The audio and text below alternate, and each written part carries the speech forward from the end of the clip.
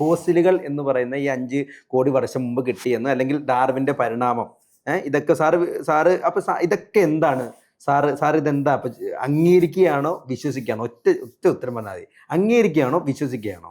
ഞാൻ വിശ്വസിക്കല്ലോ, വിശ്വാസം ഇല്ലെന്ന് പറഞ്ഞില്ലേ?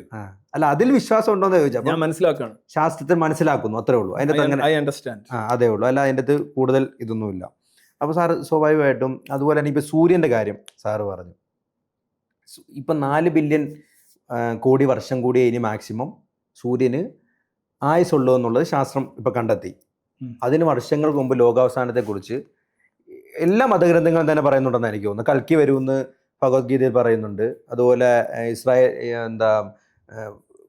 ലോകാവസാനത്തിൻ്റെ സമയത്ത് യേശുദേവൻ വീണ്ടും പ്രത്യക്ഷപ്പെടുമെന്ന് ക്രൈസ്തവ സമൂഹത്തിൽ പറയുന്നുണ്ട്.